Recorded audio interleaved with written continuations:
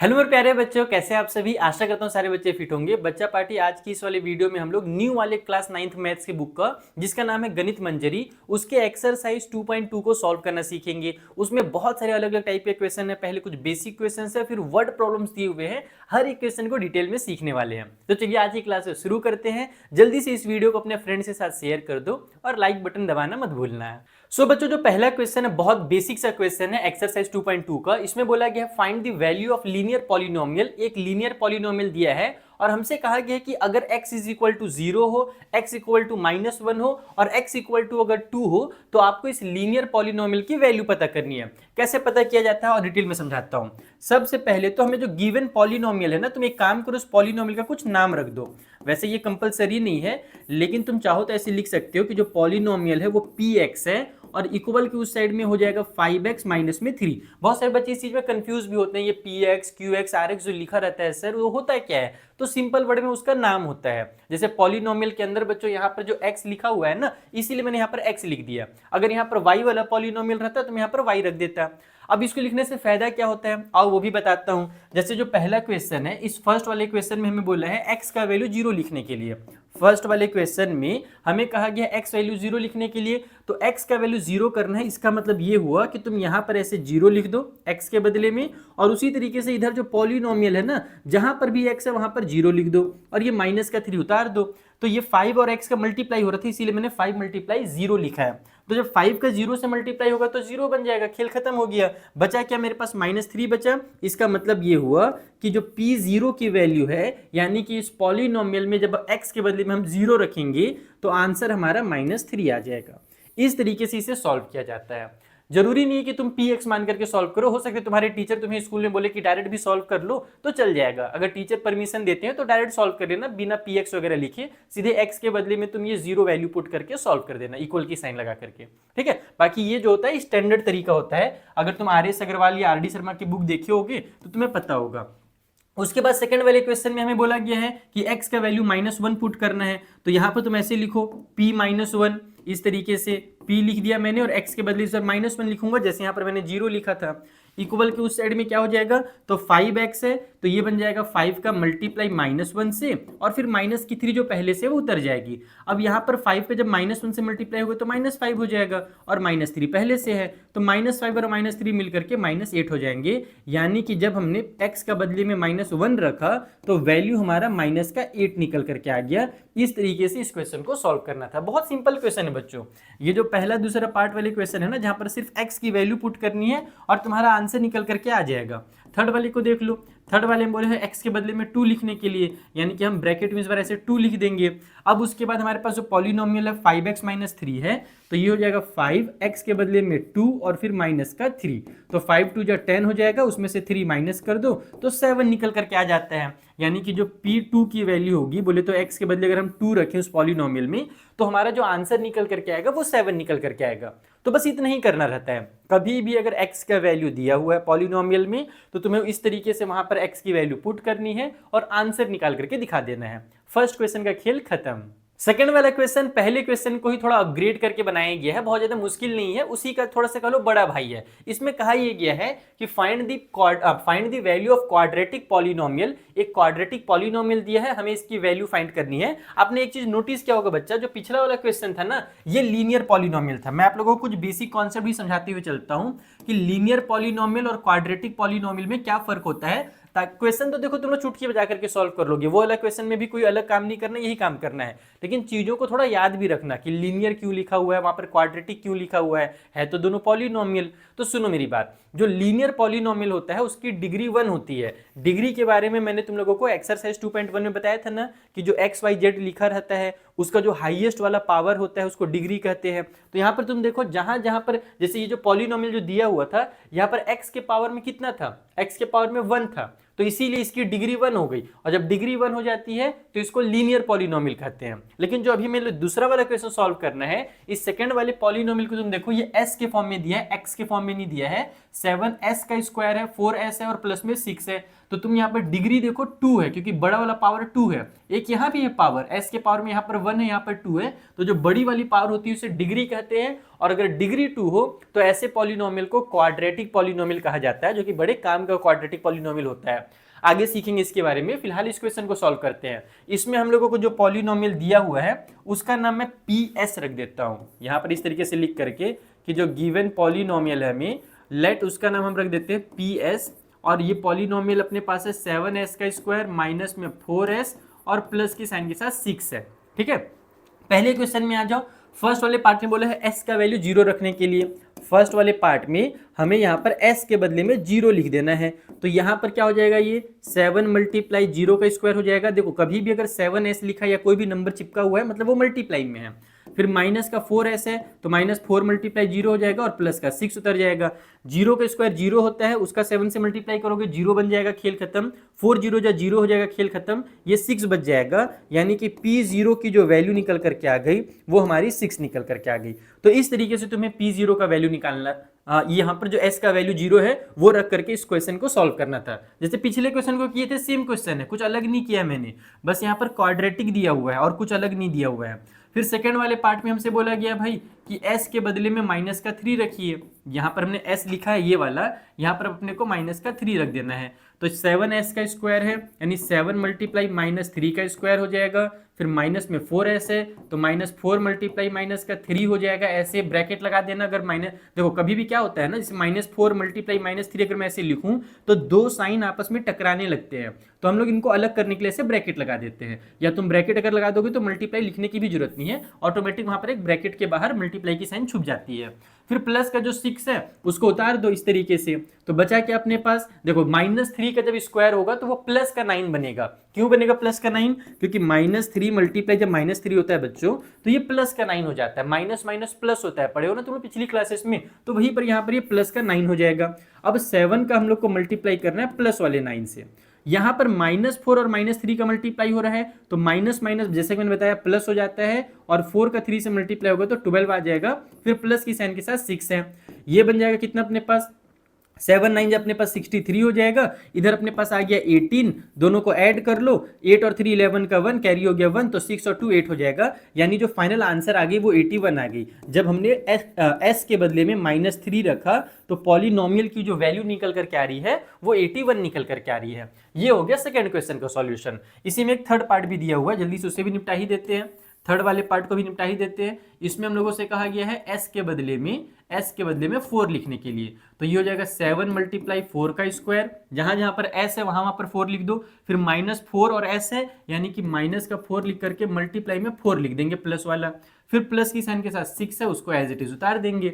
अब ये बन जाएगा अपने पास कितना 4 मल्टीप्लाई 4 जाएगा अपने पास 16 से बन जाए कितना होता है बच्चों? तुम लोग को टेबल याद है क्या? मैंने अपनी जिंदगी में 12 से आगे टेबल ही याद नहीं किया है। तुम लोग लेकिन याद कर लेना, मेरे से मोटिवेशनल मत हो जाना कि सर ने नहीं किया था, सर एमडी सर बन गया तो हम लोग भी एमडी सर बन सकते हैं। बिल्कुल भी नहीं। तुम लोग अपना कैलकुलेशन स्पीड करने के लिए टेबल जरूर याद करना। मैंने टेबल नहीं पता क्यों याद नहीं किया था, 12 13 तक मैंने याद किया, उसके बाद छोड़ दिया, लेकिन नहीं करना है मेरे को टेबल याद। मैं बहुत ज़्यादा पिटाई दिखाया था इसके लिए क्लास 5 में। तो ये कितना हो जाएगा भाई, यहाँ पर हो जाएगा 7 मल्टीप्लाई बाई में 16, छोड़ो उसको, यहाँ पर माइनस के हमारे पास 16 अलग से है और ये प्लस की साइन के साथ 6 है। कुछ बच्चे गलती ये करते हैं कि इस 16 से इस 16 को कट कर देते हैं, जो कि सरासर गलत है। ये मल्टीप्लाई में है 16 इसके साथ, ये कट नहीं होगा। अगर यहाँ प्लस का 16 रहता है माइनस का 16 रहता है तब कट कर सकते हो, मल्टीप्लाई वाले को कट नहीं कर सकते। तो ये कितना हो जाएगा भाई 96 होगा ना शायद, 7 हाँ 7 क्या बोलते हैं यार, नहीं 96 नहीं होगा, 7 6 हमारे पास 42 का 2 हो गया, कैरी हो गया अपने पास 4, 7 1 7 और 4 हो जाएगा 11, 112 होता है। फिर उसके बाद ये दोनों को सॉल्व कर सकते हो क्योंकि ये माइनस और प्लस में है तो माइनस प्लस माइनस हो जाएगा। ये हो जाएगा माइनस का 10 अपने पास, क्योंकि 16 में से 6 माइनस होगा तो 10 आएगा और बड़े नंबर में माइनस की साइन थी इसलिए माइनस का 10 लग गया। अब उसके बाद इसमें माइनस कर दो तो ये तुम्हारे पास कितना हो जाएगा 102 बच जाएगा। यानी कि जब हमने s का वैल्यू 4 रखा तो हमारे पास जो पॉलिनोमियल की वैल्यू आ गई वो 102 निकल करके आ गई। तो इस तरीके से बेसिक क्वेश्चंस को सॉल्व करना है, इसमें मतलब कुछ तुम्हें एक्स्ट्रा दिमाग नहीं लगाना है, सिर्फ कैलकुलेशंस करने हैं। s का वैल्यू x का वैल्यू पुट करके मल्टीप्लाई प्लस माइनस बस यही करके तुम्हें आंसर निकालना है। मेन क्वेश्चन अभी आगे आने वाले हैं। सो क्वेश्चन नंबर 3 से इस वाले एक्सरसाइज का मेन क्वेश्चन स्टार्ट होता है, जहां से तुम्हें चीजों को सॉल्व करने में मजा आएगा। और ऐसे क्वेश्चन जरूर प्रैक्टिस कर लेना क्योंकि इस साल बहुत सारे वर्ड प्रॉब्लम्स दिए हुए हैं, तो एक एक करके हर एक वर्ड प्रॉब्लम को तुम समझना कि कैसे बनाया जाता है, उसका कॉन्सेप्ट क्या होता है। अगर कुछ नई चीजें सीखो तो उसे कहीं पर नोट कॉपी बना करके एक पतला सा नोट कॉपी बना लो और वहां पर नोट डाउन भी कर लेना ताकि बाद में वो याद रहे। जैसे कि ये एज से रिलेटेड क्वेश्चन है, ये बोर्ड एग्जाम क्लास 10th में भी बार बार आते हैं और क्लास 9th में भी साल इंट्रोड्यूस किया गया है। तो एज वाले क्वेश्चन को कैसे सॉल्व करते हैं और तुम्हें सिखाता हूं। सबसे पहला जो क्वेश्चन है इसमें बोला, यानी थर्ड वाले क्वेश्चन में, कि the present age of Salil's mother is 3 times Salil's present age, यानी कि सलील जो है ना उसका प्रेजेंट एज जितना भी है उसकी मम्मी का प्रेजेंट एज उसका 3 टाइम है। अगर सलील का प्रेजेंटेज 10 ईयर है तो मम्मी का 30 ईयर होगा, इस टाइप से कहा गया। पता नहीं कितना है, लेकिन यहाँ पर बस वही कहा गया है कि सलील की मम्मा का जो प्रेजेंटेज है वो 3 टाइम्स है सलील के प्रेजेंटेज से। आगे बोला ये गया है कि after 5 years their ages will add up to 70 year, यानी कि अगर आज से 5 साल बाद जो भी उनका एज होगा, सलील का और उसकी मम्मा का जो भी एज होगा, अगर उसको प्लस करेंगे ना तो टोटल 70 निकल करके आएगा, सलील के एज और उसकी मम्मी के एज का सम। अब उसके आगे बोल रहा है फाइंड देयर प्रेजेंट एजेस, उनके प्रेजेंट एज क्या होंगे। तो कभी भी एज वाले क्वेश्चंस को तुम प्रेजेंट एज से ही स्टार्ट करोगे, देखो इस तरीके से, क्योंकि हमें दोनों का प्रेजेंट एज पता नहीं है तो हम ऐसे लिखेंगे कि let the present age of Salil. ठीक है, जो सलील है उसका प्रेजेंट एज कितना मान लो, तो इसको x ईयर मान लो कि जो प्रेजेंट एज है उसका वो x ईयर है। तो उसकी मदर्स का प्रेजेंट एज कितना हो जाएगा, सलील्स की मदर का जो प्रेजेंट एज है वो कितना हो जाएगा अकॉर्डिंग टू क्वेश्चन।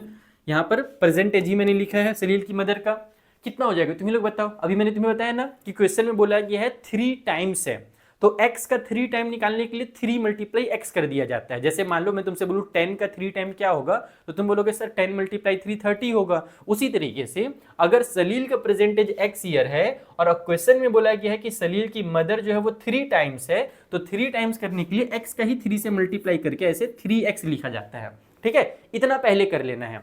अब उसके बाद हम लोगों से ना 5 ईयर बाद की कहानी बोली गई है इसमें कि 5 साल बाद उनके एज को जब हम ऐड करेंगे तो 70 होगा। तो क्या 5 साल बाद वाले एज को y मानना है? नहीं मेरा बच्चा, कभी भी एज वाले क्वेश्चन में तुम्हें एक ही चीज का यूज करना है। जैसे हमने यहाँ पर x लिख दिया है ना, अब तुम देखो इसी का यूज करके सॉल्व कर लोगे इस क्वेश्चन को। बहुत ईजी है। कैसे ईजी है आओ समझाता हूँ। तुम यहाँ पे लिखो आफ्टर 5 ईयर, आफ्टर 5 ईयर्स ऐसे लिख लो एक बार। 5 ईयर्स के बाद क्या होने वाला है, तो मुझे ये बताओ कि अगर तुम्हारा अभी प्रेजेंटेज कितना होगा, क्लास 9th में हो ना, तो 14 ईयर के अराउंड हो गए, 14 15 होगा तुम लोगों का एज, किसी का 13 भी हो सकता है। तो तुम लोगों का जो भी एज है, अगर मैं तुमसे बोलूं बेटा 5 साल बाद तुम्हारा एज कितना होगा, तो ये पता करने के लिए तुम क्या करोगे, तुम्हारे प्रेजेंट एज में 5 प्लस कर दोगे। अगर तुम्हारा एज 14 है उसमें 5 प्लस करके बता दोगे सर 19 हो जाएगा। इसी टाइप से होता है ना। तो वैसे यहां पर होगा कि जो 5 साल के बाद अगर मैं सलील का एज देखूं, सलील्स एज देखूं अगर मैं, तो यहां पर सलील का एज 5 साल के बाद कितना हो जाएगा, अभी उसका एज x ईयर है तो 5 साल बाद x प्लस 5 हो जाएगा, यानी प्रेजेंट एज में 5 प्लस हो जाएगा। और उसी तरीके से सलील्स की जो मदर है, सलील के मदर का जो एज होगा वो कितना हो जाएगा, वो कितना हो जाएगा बच्चा पार्टी, अभी उनका एज 3x है तो 5 साल बाद हो जाएगा 3x प्लस में 5। जो भी प्रेजेंट एज है उसमें तुम्हें बस 5 प्लस कर देना है 5 साल बाद के लिए। अगर पहले के लिए बोला रहता कि 2 साल पहले का एज बताइए, तो उसके लिए हम लोग क्या करते हैं 2 माइनस कर देते, या फिर जितने भी हम लोगों को जितने साल पहले का भी पूछा जाता। अब यहाँ से मेन खेल शुरू होता है। अभी जो चीजें हमने लिखी है ना ये बेसिक है किसी भी वर्ड प्रॉब्लम का। सबसे पहले तुम्हें इस तरीके से वेरिएबल्स बनाने सीखना है। तुम्हें पॉलिनोमियल में जैसे पहले से बना करके दिया जाता है ना, पॉलिनोमियल 3x 5y इस टाइप से जो लिखा हुआ रहता है, यहां पर वर्ड प्रॉब्लम्स में पहले तुम्हें इन चीजों को लिखना है। अब उसके बाद क्वेश्चन के पास जाना है कि क्वेश्चन में फाइनली कुछ और कहा गया था क्या, ताकि हम इस क्वेश्चन को सॉल्व कर सके, प्रेजेंटेज निकाल सके। तो यस, क्वेश्चन में फाइनली एक चीज और कहा गया था कि their age will add up to 70 years, मतलब कि 5 साल बाद जो भी उनका एज है ना, अगर हम उनको ऐड करेंगे तो 70 ईयर्स निकल करके आएगा। कुछ इस तरीके से यहां पर तुम लिखोगे अकॉर्डिंग टू क्वेश्चन, शॉर्टकट में ATQ, यानी कि क्वेश्चन में जो कहा गया है उसके अकॉर्डिंग, क्वेश्चन में जो कहा गया है उसके अकॉर्डिंग 5 साल बाद अगर हम उनके एज को ऐड करेंगे, यानी ये जो x प्लस 5 जो सलील का एज है, जो सलील का एज है बच्चों x प्लस 5, अगर उसमें हम ऐड करेंगे उसकी मम्मा जी का एज को जो कि 3x प्लस 5 है, 3x प्लस 5 है, तो इन दोनों एज का जो सम निकलेगा वो 70 निकलेगा। यही कहा गया है क्वेश्चन के अंदर, यही है इस क्वेश्चन का बेसिक कॉन्सेप्ट कि 5 साल बाद वाला सलील का एज और उसकी मम्मा के एज का जो सम है वो 70 ईयर है। और यहीं से तुम्हारे x का वैल्यू निकलेगा, और अगर x का वैल्यू निकल जाएगा तो सलील का भी एज निकल जाएगा और उसकी मम्मा का भी एज निकलेगा। अब बोलोगे सर x का वैल्यू यहाँ से कैसे निकलेगा, एक एक स्टेप को ध्यान से समझो। सबसे पहले ब्रैकेट्स को हटा दो, ये हो जाएगा x प्लस में 5 प्लस की साइन, फिर 3x प्लस में 5 इक्वल की उस साइड में 70 है। x और x जो है वो आपस में ऐड हो जाएंगे, ये 3x और ये 1x है, मिल करके 4x बन जाएगा, ये 5 और 5 ऐड होकर के 10 बन जाएगा, इक्वल की उस साइड में 70 आ गया। अब इस प्लस वाले 10 को मैं उधर भेज देता हूँ, मुझे x की वैल्यू चाहिए ना, तो हर एक नंबर को दूसरी तरफ भेज दो, शुरू इस 10 से करो। तो यहाँ पर ये 4x रहेगा, ये 10 उधर जाकर के माइनस हो जाएगा, तो 70 माइनस 10 यानी कि 60 आ जाएगा। तो 4x की जो वैल्यू निकल करके आ गई वो 60 निकल करके आ गई। अब x की वैल्यू निकालने के लिए इस 4 को भी यहाँ पर ट्रांसफर कर दो, 4 और x आपस में चिपके हुए यानी कि मल्टीप्लाई में है, उधर जाएगा तो डिवाइड में हो जाएगा, तो 60 डिवाइड बाई में 4 हो गया। और ये चलो 15 का टेबल तो याद है, भले मैंने 16 का याद किया हो या ना किया हो, 15 का टेबल याद है। ये 15 के टाइम यानी 4 के टेबल में 15 टाइम पे कट हो जाएगा, यानी कि जो x की वैल्यू है, जो x की वैल्यू है वो हमारी 15 निकल करके आ जाएगी। इसका मतलब क्या हुआ पता है, इसका मतलब ये हुआ, फाइनली आंसर यहाँ पे लिखूंगा, इसका मतलब ये हुआ हेंस जो सलील का प्रेजेंटेज है, सलील्स प्रेजेंटेज, जो सलील का प्रेजेंट एज है वो कितने है, तो वो है 15 ईयर्स। ठीक है, सलील का प्रेजेंटेज x क्या था, x जो है वो सलील का प्रेजेंट एज था, तो ये निकल करके आ गया 15 ईयर। और उसी तरीके से उसकी जो माता श्री है, मम्मा जी है, उनका प्रेजेंटेज क्या होगा, मॉम्स लिख देता हूं मैं शॉर्टकट, मेरे पास जगह नहीं है तो मॉम्स प्रेजेंट एज। ठीक है, इनकी मम्मा जी का प्रेजेंट जो था 3 टाइम था, तो 15 का 3 टाइम कर दो, 15 3 जा कितना होता है, 15 का याद है मेरे को, मतलब 16 का याद नहीं है तो मेरे को जज करोगे, बहुत पिटूंगा। 15 का याद है, 15 3 जा 45 होता है, तो ये हो जाएगा 45 ईयर्स। देखो अगर 5 साल बाद हम लोग सलील के एज देखेंगे तो 20 हो जाएगा, और मम्मा का 5 साल के बाद एज हो जाएगा 50 ईयर, और 20 और 50 को प्लस करेंगे तो कितना आएगा, 70 आएगा। वही तो क्वेश्चन ने बोला था कि 5 साल बाद के एज को प्लस करने पर 70 आएगा, तो बिल्कुल आ जाएगा प्रेजेंट एज अगर 15 और 45 है तो इस तरीके से तुम्हें वर्ड प्रॉब्लम्स को समझ करके सॉल्व करना है। एज वाले क्वेश्चन का ये बेसिक कॉन्सेप्ट है, मुझे उम्मीद है तुम्हें ये अच्छे समझ में आ गया होगा। चलो आगे क्वेश्चन सॉल्व करते हैं। फोर्थ वाला क्वेश्चन भी एक वर्ड प्रॉब्लम है, बट ये जो क्वेश्चन दिया हुआ है वो रेशियो से रिलेटेड दिया है, तो रेशियो वाले क्वेश्चन को कैसे सॉल्व करना है, उसका क्या तरीका होता है, आओ समझते हैं।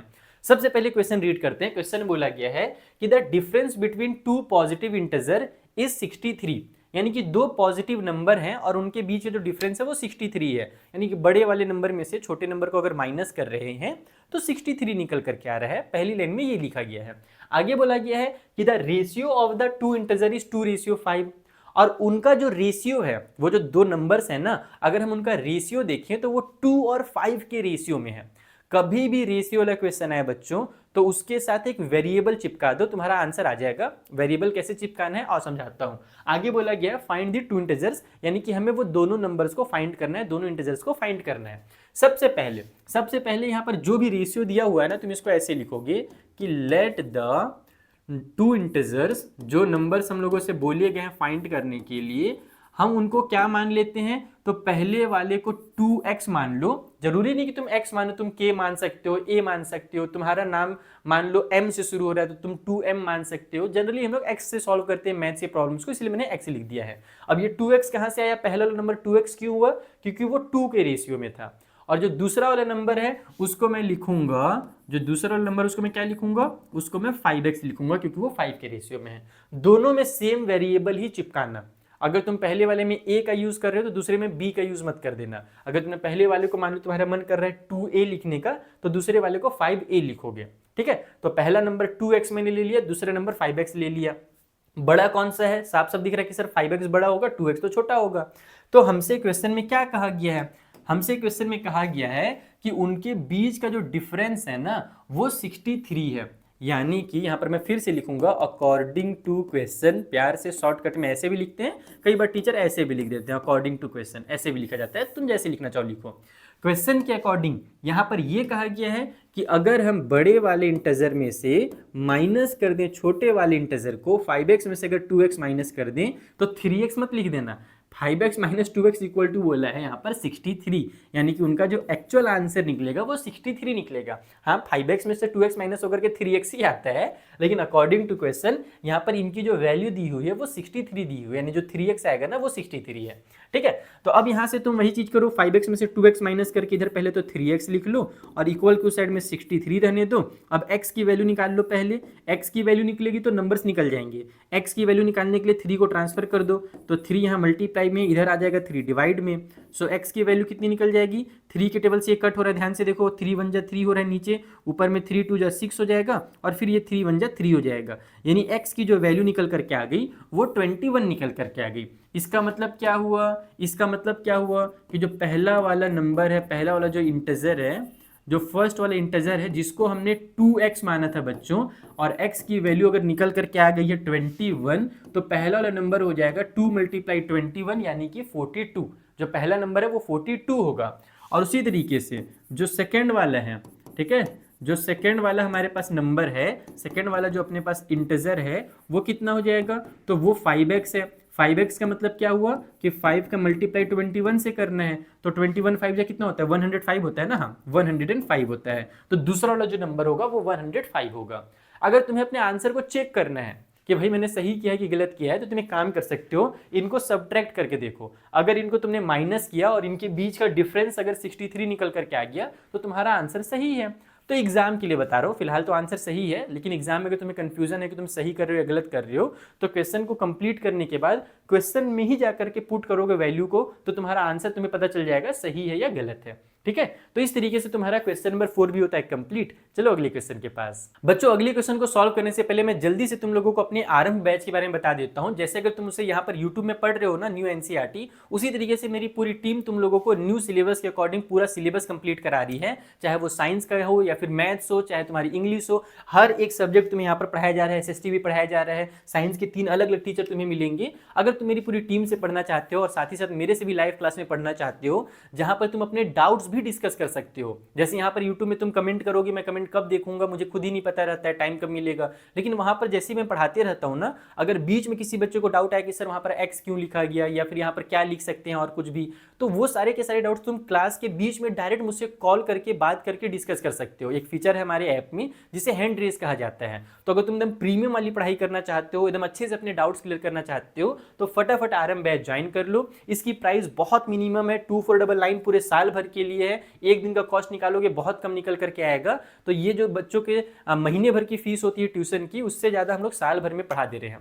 तो बच्चों अगर तुम लोग ज्वाइन करना चाहते हो आरएम बैच, तो डिस्क्रिप्शन में भी लिंक दिया हुआ है, पिन कमेंट में भी लिंक दिया हुआ है, जा करके फटाफट ज्वाइन कर लो। सो जो 5th वाला क्वेश्चन है बच्चों ना, ये बहुत ज्यादा इंपॉर्टेंट है और खास करके उन बच्चों के लिए भी ये क्वेश्चन सॉल्व करना बहुत जरूरी है जिन्हें वर्ड प्रॉब्लम्स के बेसिक कॉन्सेप्ट में दिक्कत होता है। क्योंकि यहाँ पर तुम्हें बहुत सारी चीजें समझने को मिलेंगी, खास करके कॉइन से रिलेटेड, नोट से रिलेटेड जब भी क्वेश्चन आए ना, तो उसमें कौन सा कॉन्सेप्ट यूज करना है, आज तुम लोग इस वाले वीडियो में सीखने वाले हो, इस वाले क्वेश्चन में सीखने वाले हो। क्वेश्चन में कहा क्या गया है, क्वेश्चन में कहा गया है कि रूबी नाम की एक कन्या है।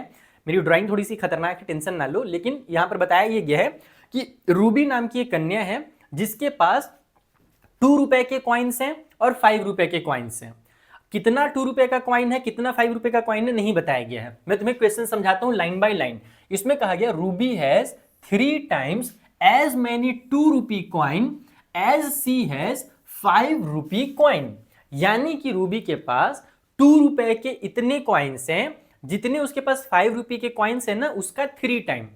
2 रुपए के कितने कॉइन्स हैं, 2 रुपए के कॉइन्स जो हैं, 5 रुपए के जितने भी कॉइन्स उसके पास हैं उसका 3 टाइम्स है।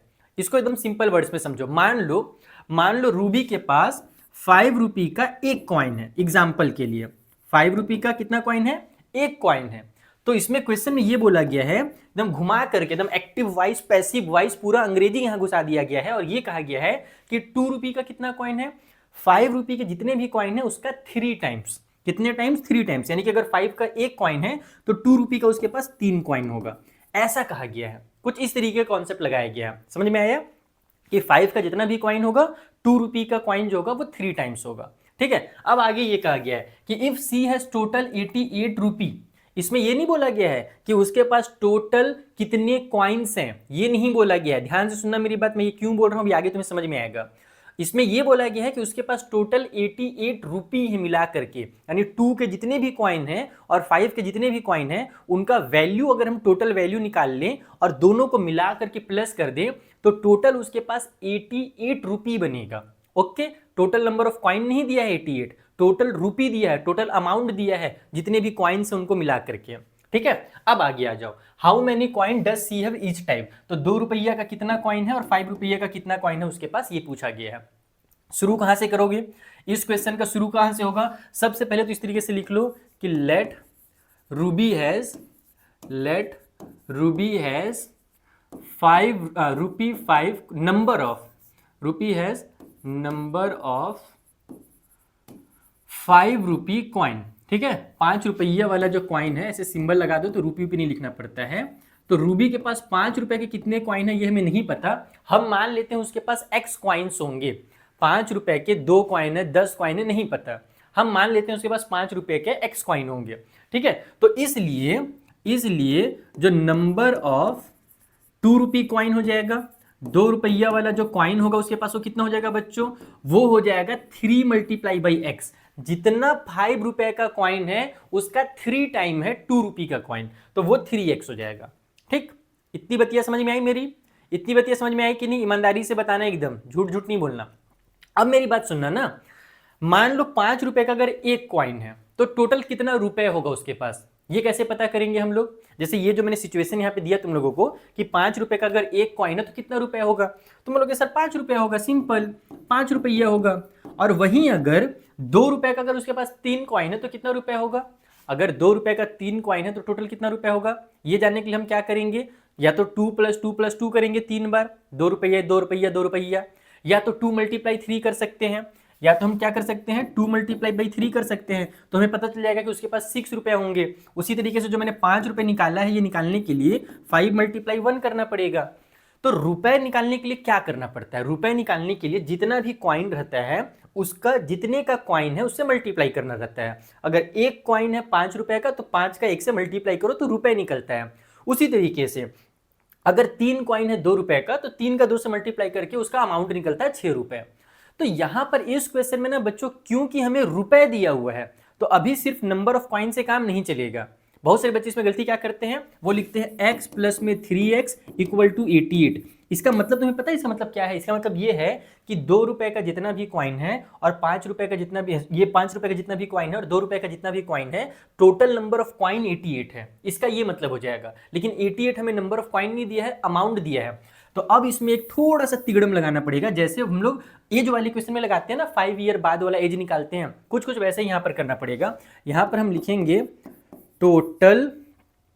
Total amount. ठीक है, जो टोटल अमाउंट है वो उसके पास कितना है, टोटल अमाउंट कितना है। तो 5 रुपए का कॉइन का अगर हम लोग बात करें तो 5 रुपए का उसके पास x कॉइन था, तो 5 रुपए का अगर x कॉइन है तो कितना रुपए होगा ये जानने के लिए 5 का x से मल्टीप्लाई कर देंगे। तो यहां पर हो जाएगा 5 × x यानी कि 5x। ये जो मैंने 5x लिखा इसका मतलब ये हुआ कि 5 रुपए का कितना टोटल उसके पास अमाउंट है। ठीक है, कॉइन जो है ना 5 रुपए के, उसका x से मल्टीप्लाई कर दिया। जैसे मैंने देखो तुम्हें कॉन्सेप्ट यहाँ पे समझा दिया है, कॉन्सेप्ट समझा दिया है। अगर तुम्हें लग रहा है मेरी स्पीड ज्यादा है तो तुम लोग कमेंट करके बता सकते हो, या तो तुम वीडियो की स्पीड को कम करके देख सकते हो, तुम्हें एक एक चीज ध्यान से समझ में आ जाएगा। तो 5 रुपए का कितना अमाउंट है उसके पास ये जानने के लिए नंबर ऑफ कॉइन से 5 का मल्टीप्लाई कर दो। ठीक है, उसी तरीके से 2 रुपए का कितना कॉइन है उसके पास, 2 रुपए का उसके पास 3x, ये जो नंबर ऑफ कॉइन है ना 3x क्या है, नंबर ऑफ कॉइन है, और ये कितने का है तो 2 रुपए का है। तो नंबर ऑफ कॉइन का 2 से मल्टीप्लाई करने पर टोटल अमाउंट निकल करके आया था। तो यहां पर भी नंबर ऑफ कॉइन जो 3x है उसका अगर मैं बच्चों 2 से मल्टीप्लाई करूंगा तो ये 2 रुपए का कितना अमाउंट है वो निकल करके आएगा।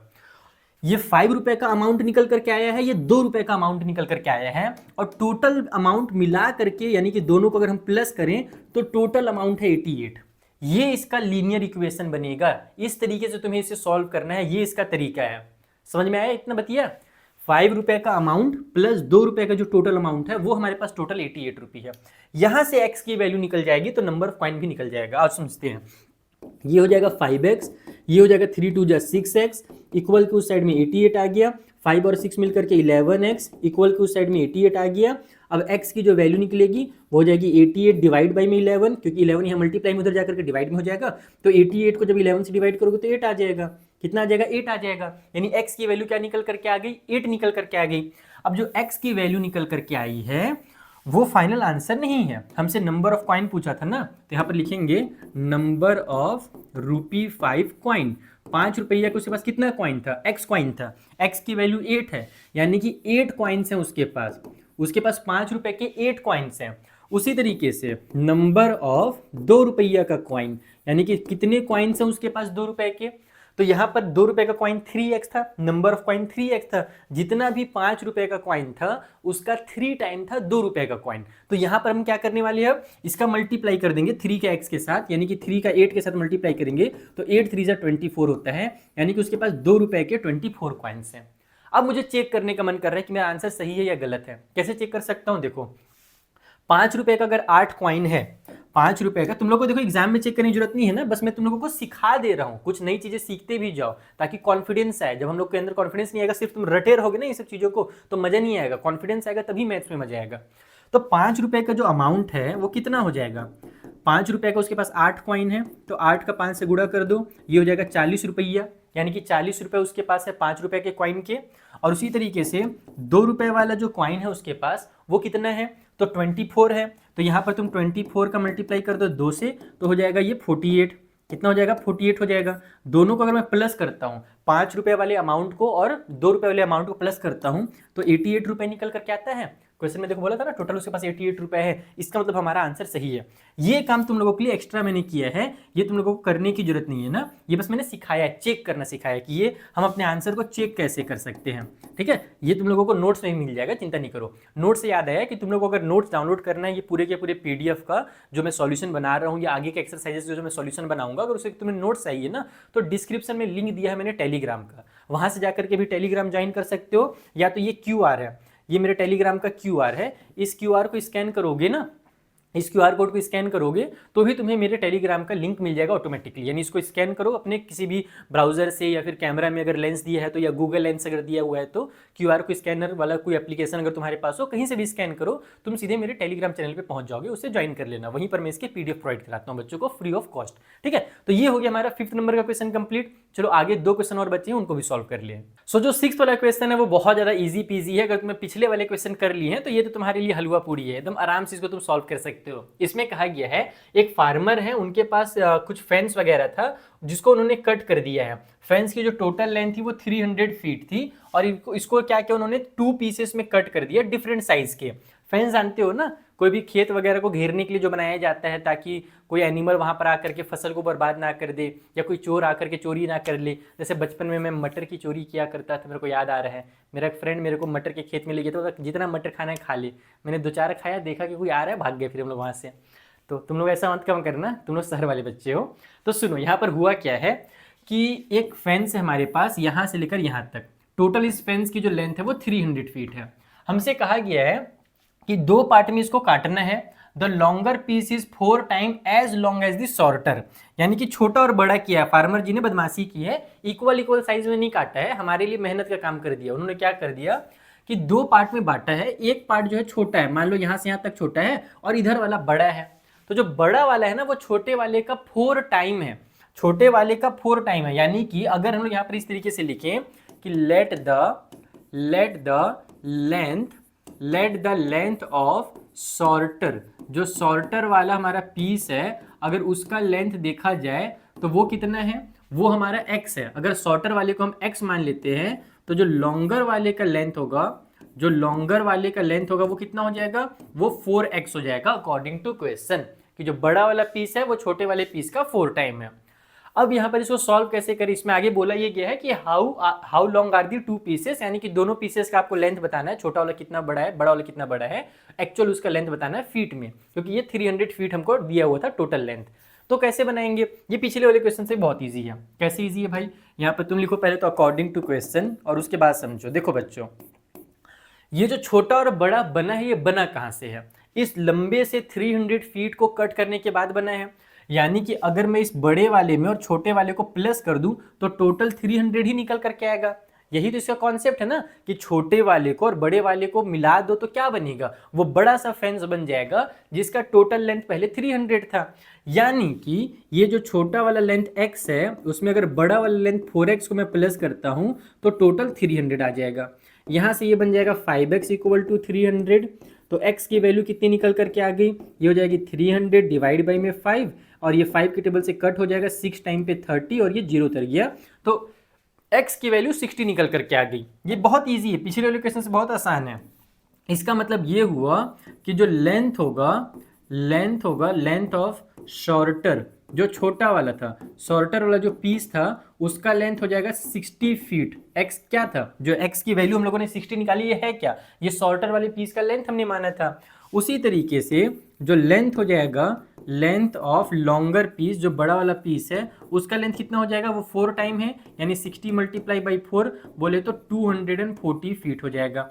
तुम दोनों को प्लस करके चेक कर लो, देखो 240 और 60 मिलकर के 300 होता है, यानी कि आंसर बिल्कुल सही है। तो ये क्वेश्चन पिछले वाले से इजी था, बस इसमें भी तुम लोगों ने इक्वेशन बनाना सीखा है, मेन है ये काम करना। अगर जो बच्चा ये सीख लिया ना, उसके लिए कैलकुलेशन करना बहुत आसान है। ठीक है, चलो इस एक्सरसाइज में एक लास्ट क्वेश्चन है, फटाक से उसे भी निपटा देते हैं। 7th वाला क्वेश्चन हमारे पेरीमीटर और एरिया जो क्वेश्चंस होते हैं ना, उनसे रिलेटेड है। जब तुम लोग बचपन में पेरीमीटर और एरिया निकालने सीखे थे, अब उनके फॉर्मूला का यूज करके इक्वेशन बनाना सीखोगे, और इक्वेशन का पता करके तुम लेंथ और ब्रेथ निकालोगे। पहले की क्लासेस में क्या होता था, लेंथ ब्रेथ दे दिया रहता था, हम लोगों को पेरीमीटर या एरिया निकालना पड़ता था। अब उसका उल्टा कर दिया है, और सीखते हैं कैसे करना है। हमसे कहा गया कि if the length of rectangle, एक रेक्टेंगल का जो लेंथ है वो 3 more than twice its with. ये जो लाइन लिखा है बहुत इंटरेस्टिंग है, यहां से लेकर यहां तक ध्यान से समझो, 3 more than twice its with. पहले तो तुम लोगों को मैं इसका मस्त डायग्राम बना करके कॉन्सेप्ट समझाता हूं, फिर तुम्हें ये क्वेश्चन बहुत ईजी लगने लगेगा। ये मैंने एक रेक्टेंगल बनाया, इस रेक्टेंगल का जो लेंथ है ना वो इसके विड्थ से बड़ा है, और कितना बड़ा है, 3 मोर देन ट्वाइस, यानी कि जितना भी विड्थ है उसका ट्वाइस भी करो और उसमें भी 3 और ज्यादा कर दो। जैसे मान लो जो विड्थ है, इसको विड्थ ले लेता हूं मैं, ये मान लो x है, ठीक है, विड्थ को अगर मैंने x मान लिया, तो तुम्हें करना क्या है, विड्थ को अगर तुमने x मान लिया, तो जो लेंथ है ना, जो ये वाली साइड है, वो इस विड्थ का 3 ज्यादा है, यानी विड्थ में 3 प्लस करना पड़ेगा। पहला काम, पहला क्या करना पड़ेगा, 3 प्लस करना पड़ेगा, और सिर्फ विड्थ में ही 3 प्लस नहीं करना है, 3 प्लस x नहीं लिखना है, बस ऐसे नहीं लिखना है। इसमें एक चीज और बोला है, ट्वाइस इज विड्थ, यानी कि विड्थ का ट्वाइस पहले करना है। ट्वाइस का मतलब होता है 2 का x से मल्टीप्लाई, ऐसे, यानी कि जो लेंथ है वो विड्थ के ट्वाइस से भी 3 ज्यादा है। ट्वाइस करिए और उसमें फिर 3 प्लस कीजिए, तब इसका लेंथ निकल करके आएगा। ऐसा हम लोगों से क्वेश्चन में कहा गया है। आगे बोला गया है कि इसकी जो पेरीमीटर है वो 24 सेंटीमीटर है। तो what are the dimension of the rectangle, dimension मतलब वही लेंथ और जो विड्थ है वो कितना है ये बताना है। पेरीमीटर का फॉर्मूला याद है बच्चों, बताओ तो किसको किसको याद है, कमेंट करके ईमानदारी से बताना किसको किसको याद है। देखो जो पेरीमीटर होता है ना रेक्टेंगल का, वो होता है 2 इंटू लेंथ प्लस में ब्रेथ, यही होता है ना, या फिर विड्थ भी लिखते हैं, ब्रेथ के बदले में चलो विड्थ लिख देता हूं मैं यहाँ पर क्वेश्चन में, क्योंकि विड्थ वर्ड यूज किया गया है। ठीक है, 2 इंटू लेंथ प्लस विड्थ होता है पेरीमीटर का फॉर्मूला। इसी फॉर्मूला का यूज होगा यहाँ पर, कैसे यूज करना है और डिटेल में समझते हैं। सबसे पहले तो लिखना पड़ेगा, जो मैंने तुम लोगों को डायग्राम में समझाया उसे लिखना पड़ेगा कि लेट द जो विड्थ है उसको अपन x सेंटीमीटर मान लेते हैं, क्योंकि पेरीमीटर सेंटीमीटर में, तो ये भी सेंटीमीटर में आएगा। उसके बाद जो हमारे पास लेंथ होगा वो कितना हो जाएगा, लेंथ कितना हो जाएगा, जैसा कि मैंने बताया कि विड्थ का ट्वाइस करके 3 प्लस कर दो, तो 3 प्लस में 2x सेंटीमीटर, ये अपना लेंथ हो जाएगा। अब अकॉर्डिंग टू क्वेश्चन पेरीमीटर दिया हुआ है, अकॉर्डिंग टू क्वेश्चन हमसे क्या कहा गया है भाई, क्वेश्चन में पेरीमीटर के बारे में कहा गया है कि जो पेरीमीटर है ना, जो पेरीमीटर है वो 24 सेंटीमीटर है। पेरीमीटर निकालने का फॉर्मूला क्या होता है वो लगा दो यहाँ पर। तो पेरीमीटर निकालने का फॉर्मूला होता है 2 इंटू लेंथ प्लस में ब्रेथ, या फिर लेंथ प्लस में विड्थ, और यही हम लोगों को 24 दिया हुआ है। पेरीमीटर का जो फॉर्मूला है उसकी वैल्यू ही 24 है। अब इस फॉर्मूला में तुम्हें ये जो वैल्यूज रखने हैं लेंथ और विड्थ का, वो यहाँ से रखना है। 2 को एक काम करो, ये 2 यहाँ पर मल्टीप्लाई में है ना, इस 2 को उधर पहले ही भेज दो, खेल खत्म कर दो। ये 2 को जब मैं उधर भेजूंगा तो ये हो जाएगा, यहाँ पर क्या बचेगा मेरे पास, यहाँ पर बचेगा लेंथ और प्लस में विड्थ बचेगा। ये 2 यहाँ मल्टीप्लाई में फॉर्मूला में, तो उधर 24 के पास जाकर के डिवाइड हो जाएगा। ऐसे करने से जल्दी आंसर आएगा। अगर तुम मान लो नहीं भेजना चाहते हो शुरू में तो कोई गल नहीं, तुम डायरेक्ट भी सॉल्व कर सकते हो, यहाँ पर वैल्यू पुट करके मल्टीप्लाई करके, तो भी आंसर आ जाएगा। लेकिन ऐसे में जल्दी आएगा अगर तुम चीजों को कट कर दो तो शुरू में ही। यहाँ पर हमारे पास लेंथ प्लस में विड्थ कितना हो गया, लेंथ प्लस में width equal to 24 divide by 2 बोले तो 12 होता है। अब अगले स्टेप में क्या करो कि जो लेंथ और विड्थ का यहाँ पर हमारे पास वैल्यू है वो यहाँ पर पुट कर दो। जो लेंथ है वो है 3 प्लस में 2x, तो यहाँ पर मैं लिखूंगा 3 प्लस में 2x लेंथ के बदले में, और फिर प्लस की साइन के साथ विड्थ आएगी, तो प्लस की साइन लगाओ और विड्थ के बदले में जो x है वो लिख दो। इक्वल के उस साइड में कितना है, तो इक्वल के उस साइड में 12 आ चुका है, तो वो 12 कर दिया। समझ में आया ये कहाँ से लिखा मैंने? ये वाला पार्ट देखो, ये 3 + 2x मैंने लेंथ के बदले में लिखा है, और ये जो x प्लस की साइन के साथ है वो मैंने विड्थ के बदले में लिखा है, तो ये काम किया है। अब ये 2x और 1x मिलकर के 3x बन जाएगा, ये 3 इधर प्लस में उधर भेज दो माइनस में हो जाएगा, तो 12 - 3 बन जाएगा। सो फाइनली 3x का वैल्यू 9 निकल गया, तो x का वैल्यू हो जाएगा 9 डिवाइड बाई में 3, तो x की वैल्यू निकल कर क्या आ गई यहाँ से 3। इसका मतलब क्या हुआ कि जो हमारा विड्थ है वो 3 सेंटीमीटर होगा। जो विड्थ है वो क्या हो जाएगा, जो विड्थ है वो क्या हो जाएगा, यहाँ पर से विड्थ निकल कर क्या आ गया 3 centimetre. Width is equal to 3 centimetre. तो लेंथ कितना होगा भाई, अगर विड्थ 3 है तो लेंथ कितना होगा? लेंथ हम लोग बोला गया था कि 3 प्लस कर दीजिए, 3 प्लस कर दीजिए विड्थ के डबल में यानी ट्वाइस में, तो 2 × 3 कर दो लेंथ निकालने के लिए। 2, ये देखो यहीं से मैंने किया है, इसी को मैंने सेम टू सेम कॉपी किया है। 3 लिखा मैंने यहाँ पर, देखो पहले प्लस की साइन लगाई, फिर 2x है तो x के बदले में मैंने 3 लिख दिया और कुछ नहीं किया है। तो ये हो जाएगा 3 × 2 = 6, ये 3 × 2 = 6 हो गया, और ये 3 पहले से है यहाँ पर, तो 6 + 3 9 हो जाएगा, यानी 9 सेंटीमीटर उसका लेंथ हो गया। अब तुम्हें अगर चेक करना है इस क्वेश्चन को तो क्या करोगे, पेरीमीटर का फॉर्मूला लगाओ और लेंथ और विड्थ वाला जो वैल्यू हमने निकाला है 3 और 9 ये पुट करो, देखना तुम्हारा पेरीमीटर 24 आ जाएगा। अगर 24 नहीं आया मतलब कुछ गड़बड़ है।